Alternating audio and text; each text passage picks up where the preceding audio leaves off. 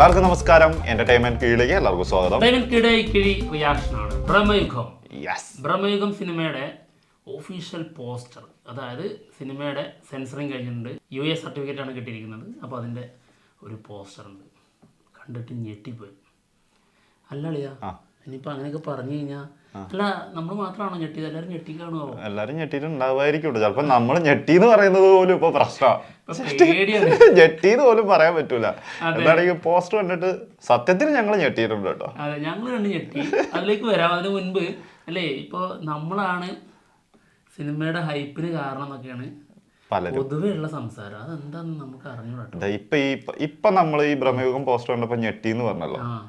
അത് പെട്ടെന്ന് അത് നമ്മുടെ മുന്നിലേക്ക് വന്നപ്പോൾ എക്സൈറ്റ്മെന്റ്, ഈ സാധനം ഒക്കെ വന്നപ്പോഴാണ് നമ്മളിത് അത് ഒരു വീഡിയോ ആയിട്ട് ചെയ്യുമ്പോൾ എല്ലാരും വിചാരിക്കുന്നത് ഇത് നമ്മള് ഹൈപ്പ് കൊടുക്കുവാണ് ഈ സിനിമയ്ക്ക് എന്നുള്ളൊരു ധാരണ വരുന്നുണ്ട്. അങ്ങനെയല്ല, അതായത് നമുക്ക് ഒരു സാധാരണ പ്രേക്ഷകരായിട്ട് നിൽക്കുമ്പോൾ ഈ പോസ്റ്റർ കിട്ടി കഴിഞ്ഞാൽ തോന്നുന്നു, അതാണ് നമ്മൾ വീഡിയോ ആയിട്ട് ചെയ്യുന്നത്. അതേ ഉള്ളൂ. മോശമായിട്ട് വരുമ്പോൾ മോശം എന്ന് പറയാറുണ്ട്. തീർച്ചയായിട്ടും. എന്തായാലും ഇന്ന് രാവിലെ ഒരു പോസ്റ്റ് കണ്ടു. ഫിലിം മേക്കേഴ്സ് ആ ഒരു ഗ്രൂപ്പിൽ സിദ്ദീഖ് പാടത്ത് പാപ്പിലോൺ എന്ന് പറഞ്ഞ ഒരു അക്കൗണ്ടിൽ നിന്ന് വന്ന ഒരു പോസ്റ്റാണ്.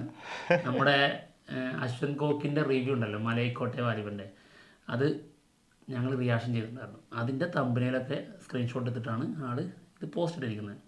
ഇവനൊക്കെയാണ് മലയാള സിനിമയുടെ ഏറ്റവും വലിയ ശാപം. അങ്ങനെ പറയല്ലേ, ചെറിയ സങ്കടമുണ്ട്. സങ്കടവും സന്തോഷവും ഒരുമിച്ചാ. ഏത് സിനിമ ഇറങ്ങും മുമ്പും എന്തൊരു തള്ളലാണ് ഇവനൊക്കെ. അതാണ് ഈ ബ്രഹ്മയുഗത്തിന്റെ ഇപ്പൊ ഈ പോസ്റ്റ് കാണുമ്പോൾ ഞങ്ങൾ ഞെട്ടിയെന്ന് പറയുമ്പോൾ എല്ലാരും ഞെട്ടിയിട്ടില്ലേ എന്ന് ചോദിക്കാനുള്ള കാരണം. ഇപ്പൊ നമ്മള് മാത്രമാണോ ഞെട്ടിയെന്ന് അറിഞ്ഞൂടല്ലോ. ശരിക്കും അത് തള്ളനാണ്, അങ്ങനെ ചോദ്യം ഉണ്ട് അവിടെ. എന്നിട്ട് സിനിമ മോശമായാൽ കീറി വലിക്കാൻ ഭയങ്കര ആവേശവുമാണ്. സിനിമ മോശമായെന്നും പറയാണ്ടിരിക്കാൻ പറ്റും. ഇപ്പൊ നമ്മള് അയ്യോ നല്ലതാന്ന് പറഞ്ഞ, നല്ല പോസ്റ്റർ ആണെന്നല്ല, നല്ല ട്രെയിലറാന്ന് പറഞ്ഞ സിനിമ ഇറങ്ങിക്കഴിയുമ്പോൾ മോശമായി കഴിഞ്ഞിട്ടുണ്ടെങ്കിൽ മോശം എന്ന് പറയാണ്ട് ഇപ്പൊ നമ്മള് ഇത്രയും നല്ലതാണെന്ന് പറഞ്ഞല്ലോ എന്ന് ഓർത്തിട്ട് സൂപ്പർ സിനിമയോടെ നിങ്ങൾ എല്ലാരും പോയി കാണുന്നു പറയാൻ പറ്റുമോ? ഇല്ലല്ലോ. നമുക്കത് ഇഷ്ടപ്പെട്ടില്ല, നമ്മളത് ഇഷ്ടപ്പെടാത്തതിന് കാരണങ്ങളും പറയുന്നു.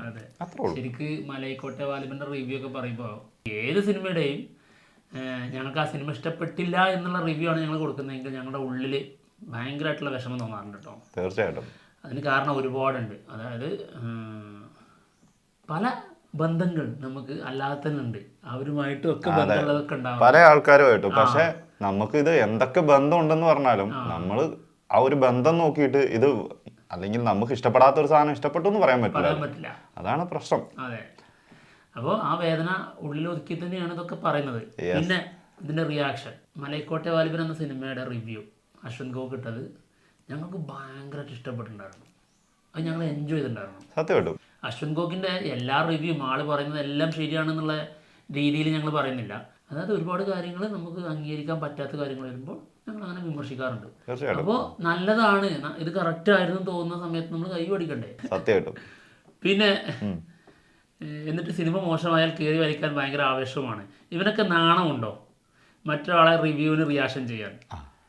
നമ്മള് ട്രെയിലറും ടീസറും റിയാക്ഷൻ ചെയ്യുന്നത് മറ്റൊരാളുടേതല്ലേ? ഇത് പല ആൾക്കാരും സിനിമ റിവ്യൂ ചെയ്യുന്നത് മറ്റൊരാളുടേതല്ലേ? നമ്മള് സിനിമേന്റെ കാര്യങ്ങൾ ചെയ്യാറുണ്ട്, പിന്നെ ട്രെയിലർ വരുന്നു, ടീസർ വരുന്നു, പിന്നെ അല്ലാണ്ട് വരുന്ന ട്രോളുകൾ റിയാക്ഷൻ ചെയ്യാറുണ്ട്, പിന്നെ എന്താ പറയാ മാഷപ്പുകൾ റിയാക്ഷൻ ചെയ്യാറുണ്ട്. അങ്ങനെ എല്ലാ സംഭവവും നമ്മൾ റിയാക്ഷൻ ചെയ്യും. നമ്മുടെ പഴയ വീഡിയോസ് എടുത്ത് നോക്കി നിങ്ങൾക്ക് മനസ്സിലാവും. വെറും റിവ്യൂ മാത്രമായിട്ട് പോകുന്നൊരു ചാനലല്ല ഇത്. ഇതിനകത്ത് എല്ലാം ചെയ്യാറുണ്ട്. അപ്പം ഇത് എനിക്ക് തോന്നുന്നു ഇത് പെട്ടെന്ന് അല്ലെങ്കിൽ ആദ്യമായിട്ട് ചാനലിൽ കയറി കാണുന്ന ആൾക്കാർക്ക് വരുന്ന പ്രശ്നമാണെന്ന് തോന്നുന്നു. അതായത് റിവ്യൂ റിയാക്ഷൻ അത് റയറാണ്. അത് റയർ തന്നെയായിരിക്കും. അപ്പോൾ അതൊരു ഞങ്ങളും ആദ്യമായിട്ട് ചെയ്യുന്നതാണ്. ഇത് റിയാക്ഷൻ എന്ന് പറഞ്ഞ് നമ്മൾ കണ്ടിരുന്ന് ഇങ്ങനെ റിയാക്ഷൻ ചെയ്യുന്നത് കേട്ടോ. അതിന് മുൻപ് റിയാക്ഷൻ ചെയ്തിട്ടുണ്ട്, അതിൻ്റെ റിവ്യൂ പോലെ ചെയ്തിട്ടുണ്ട്, വിമർശനങ്ങൾ ഉന്നയിച്ചിട്ടുണ്ട്, അനലൈസിസ് ചെയ്തിട്ടുണ്ട്.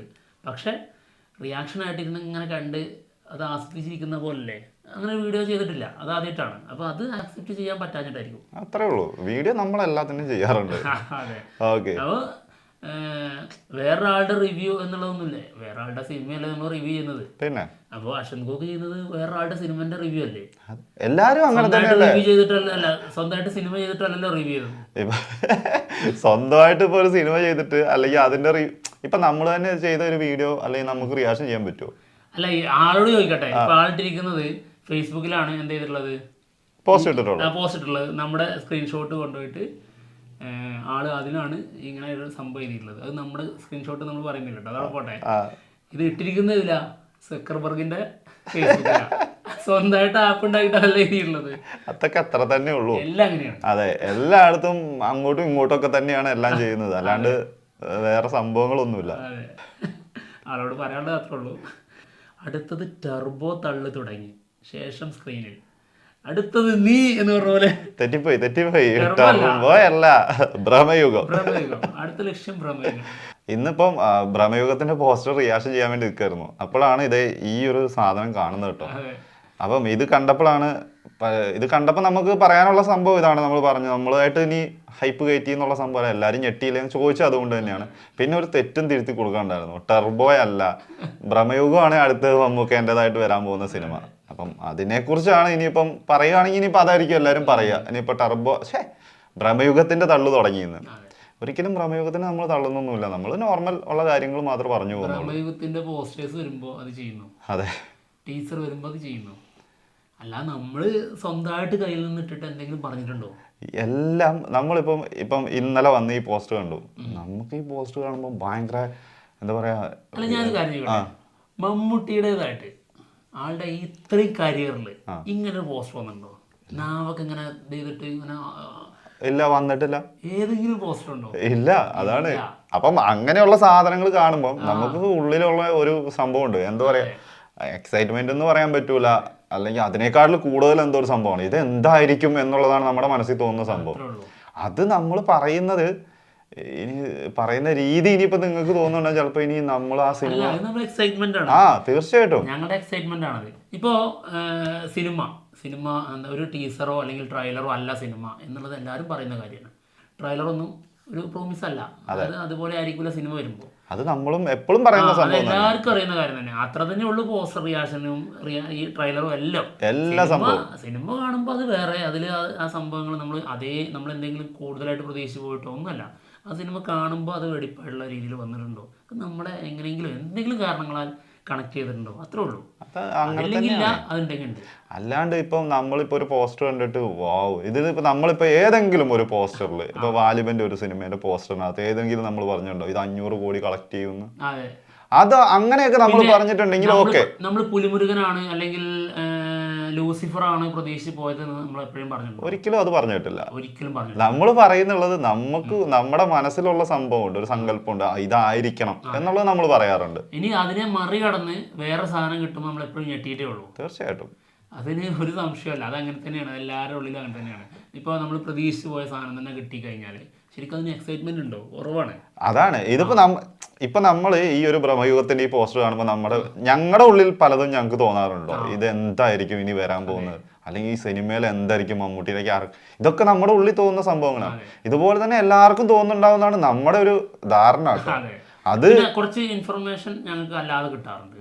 അപ്പോൾ അത് വെച്ചിട്ട് ഇത്ര ഇപ്പോൾ എന്താ അതിൽ മമ്മൂക്ക എപ്പോൾ വരും, ഏതുവരെ ഉണ്ട്, എത്ര മിനിറ്റുകളുണ്ട്, അതൊക്കെ നമുക്കറിയാം. അതെ, അപ്പോൾ അത് നമ്മൾ അറിഞ്ഞു വെച്ചിട്ട് തന്നെ അതുകൊണ്ട് കണക്ട് ചെയ്ത സംഭവങ്ങൾ ഉണ്ടാവും. തീർച്ചയായിട്ടും. അല്ലാതെ ഒന്നുമില്ല. അത് നമ്മൾ മറ്റുള്ളവരുടെ മനസ്സിൽ തോന്നുന്ന എക്സൈറ്റ്മെന്റിന്റെ അല്ലെങ്കിൽ പ്രതീക്ഷയുടെ കുറവുണ്ടാക്കുന്നത്. ശരിക്കും ഇത്രയല്ലേ ഉള്ളൂ, കുറച്ചല്ലേ ഉള്ളൂ എന്നൊക്കെയാണ് തോന്നി. അപ്പൊ അത് ഉൾക്കൊണ്ടിട്ടാണ് നമ്മൾ സിനിമക്കൊക്കെ പോകാറുള്ളത്.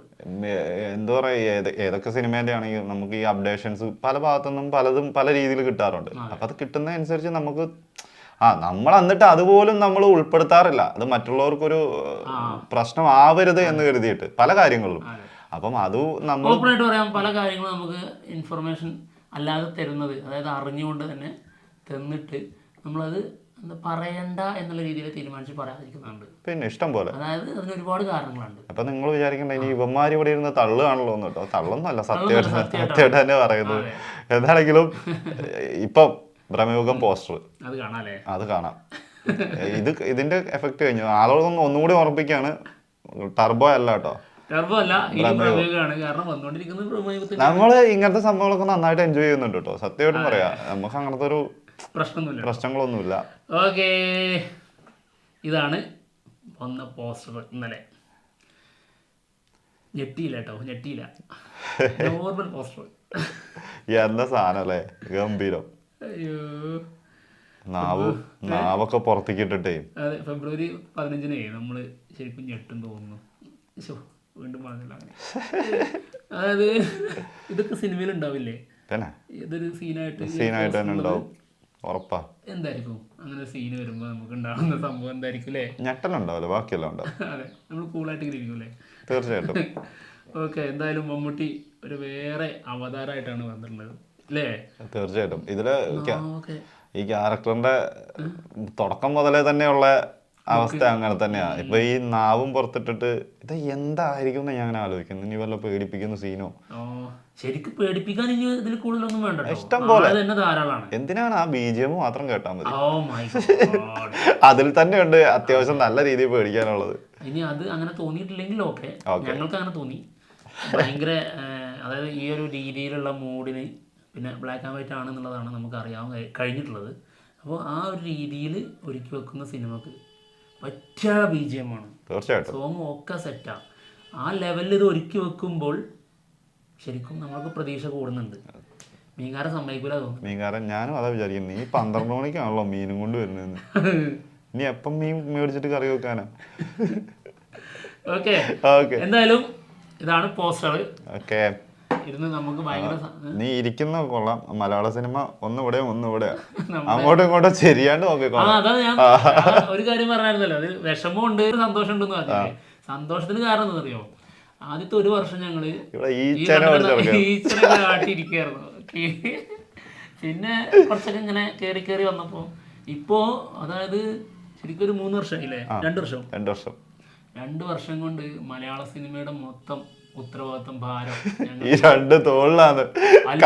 കാരണം ഒരു സിനിമയ്ക്ക് ഹൈപ്പ് കയറ്റുന്നതും നമ്മള്, ആ പരാജയപ്പെടുത്തുന്നതും നമ്മള്. ഏത് സിനിമ വിജയിക്കണം അല്ലെ ഏത് സിനിമ വിജയിക്കണ്ട തീരുമാനിക്കുന്ന പോലെ ഇപ്പൊ നമ്മളായ പോലെ. എന്റെ ദൈവം, 2 കൊല്ലം കൊണ്ട് ഏത് ലെവലിലേക്കാ വളർന്നേക്കുന്നല്ലേ. അത് കേട്ടിട്ട് അധികം പൊങ്ങാൻ നിൽക്കൊന്നും വേണ്ട. പൊങ്ങൽ എന്തായാലും ഇല്ല, ഇത്രേ ഉള്ളൂ. ഇനി വിഷമം എന്താന്ന് വെച്ച് കഴിഞ്ഞാല്, അതായത് നമ്മുടെ ഉദ്ദേശം എന്താണെന്ന് വെച്ചിട്ടുണ്ടെങ്കിൽ നമ്മൾ ഇതിങ്ങനെ എൻജോയ് ചെയ്യാനായിട്ട് സെലിബ്രേറ്റ് ചെയ്യാനായിട്ട് ഇരിക്കുകയാണ്. ആ സെലിബ്രേഷനാണ് നിങ്ങൾ കാണുന്നത്.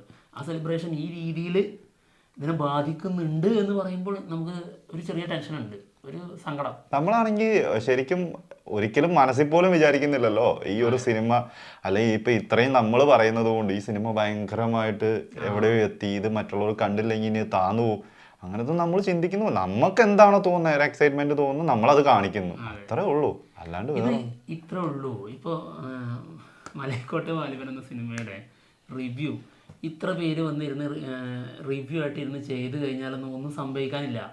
ഇതെല്ലാവരും കണ്ടിട്ട് ഓരോരുത്തരും അഭിപ്രായം പറഞ്ഞിട്ടാണ് ഇതിൻ്റെ ഈ ഒരു ഇപ്പോഴുള്ള എന്താണ് അതിൻ്റെ അന്തരീക്ഷം, ഇപ്പം ഉണ്ടായിരിക്കുന്ന ക്ലൈമറ്റില്ലേ, അതും ടോട്ടലി എല്ലാവരും ഇങ്ങനെ വന്ന് ആവുന്നതുകൊണ്ടാണ്. ഇപ്പോൾ പല സിനിമകളുടെയും റിവ്യൂ അശ്വൻ ഗോക്ക് തന്നെ നെഗറ്റീവ് പറഞ്ഞ എത്ര സിനിമ വിജയിച്ചു പോയിട്ടുണ്ട്. അല്ല, കാതലിന്റെ റിവ്യൂ ആളെന്താ പറഞ്ഞത്, നെഗറ്റീവ് പറഞ്ഞ സിനിമയാണ്, അത് കാട്ട നെഗറ്റീവ് ആണ്. ഇനി അത് പോട്ടെ, ഭീഷ്മവും നെഗറ്റീവ് പറഞ്ഞ സിനിമയാണ്. ആ സിനിമയൊക്കെ ഏത് ലെവലിലാണ് വിജയിച്ചത്. നല്ല സിനിമയാണെങ്കിൽ ആൾക്കാർ ഏറ്റെടുക്കുന്നേ, അത്രേ ഉള്ളൂ. അല്ലാണ്ട് വേറെ ഇതിനകത്ത് ഒരാൾ അവിടെ ഇരുന്നിട്ട് അയാൾക്ക് ഇഷ്ടപ്പെട്ടില്ല എന്ന് പറഞ്ഞുകൊണ്ട് മാത്രം സിനിമ പരാജയപ്പെടുന്നു. അതുപോലെ തന്നെയാണ് ഇതും. അതായത് നമ്മള് ഹൈപ്പ് കയറ്റി വെക്കുന്നു പറഞ്ഞ കാര്യമില്ല, നിങ്ങളുടെ മനസ്സിൽ നിങ്ങൾക്ക് തോന്നുന്ന ഹൈപ്പ് തന്നെയാണത്. അതെ, അല്ല ഇപ്പൊ നമ്മള് ഹൈപ്പില്ല, ഇങ്ങനെ ഹൈപ്പ് ഉള്ളത് കൊണ്ടാണ് ഇതിന് വീഡിയോ ചെയ്യുന്നത് തന്നെ, സ്പെഷ്യൽ വീഡിയോ ചെയ്യുന്നത്. അല്ലെങ്കിൽ നമ്മളിത് ഗിഴി എപ്പിസോഡിലേ ഉൾപ്പെടുത്തും. അല്ലെങ്കിൽ നമ്മൾ ഇതൊരു അല്ലെങ്കിൽ ഒരു സ്പെഷ്യൽ ആയിട്ട് നമ്മൾ ഇതിന്റെ വീഡിയോസ് ഒന്നും ചെയ്യേണ്ട ആവശ്യം പോലും ഇല്ല. അത് ഹൈപ്പ് ഉള്ളത് കൊണ്ടാണ് അതിന് വ്യൂവർഷിപ്പ് വരുന്നത്. അല്ലാതെ നമ്മൾ ഇരുന്ന് ചെയ്ത് നമ്മളിപ്പോൾ ചെറിയ സിനിമകളുടെ ഏതെങ്കിലും ഒക്കെ എടുത്ത് ചെയ്ത് കഴിഞ്ഞാൽ വ്യൂസ് വരുന്നുണ്ടോ? അപ്പൊ അത്രേ ഉള്ളൂ. ഏത് സിനിമേന്റെ ആണെങ്കിൽ നമ്മൾ നമ്മുടെ ഇഷ്ടം പറയുന്നു എന്ന് മാത്രമേ ഉള്ളൂ, അല്ലാണ്ട് നമ്മളായിട്ടൊന്നും ചെയ്യുന്നൊന്നുമില്ല. ഇനിയിപ്പൊ ഇത് കാണുമ്പോൾ അവര് പറയും നിങ്ങൾക്ക് ഇത് പ്രശ്നമില്ലെങ്കിൽ, അങ്ങനെ കുറെ കമന്റ് ഞാൻ കണ്ടായിരുന്നു, നിങ്ങൾ എന്തിനാണ് ഇത് പിന്നെയും ഇതിനെ കുറിച്ച് പറയാൻ നിൽക്കുന്നത്. തീർച്ചയായിട്ടും അത്രേ ഉള്ളൂ. പിന്നെ അല്ലാണ്ട് നമ്മളത് എൻജോയ് ചെയ്തിട്ടോട്ടോ പറയാം, അല്ലാണ്ട് കരഞ്ഞോണ്ടിരുന്ന് പറയുന്നതല്ല കേട്ടോ, അതും കൂടി മനസ്സിലാക്കുക. വിഷമം എന്താണെന്ന് വെച്ചാല് നമ്മളിതിന് കാരണമാകുന്നു എന്ന് പറയുന്നു എന്ന് പറയുമ്പോൾ ഒരു ചെറിയ ടെൻഷനും സങ്കടമുണ്ട്. എങ്ങനെയാണ് അങ്ങനെ ചിന്തിക്കുന്നതെന്ന് ആലോചിക്കാൻ പറ്റുന്നില്ല. എന്തായാലും ഓക്കെ, അപ്പൊ എന്തായാലും ഞങ്ങൾ പോവാണ്. മറ്റുള്ള വിശേഷങ്ങളുമായിട്ട് ഉടനെ വരാം. ബൈ.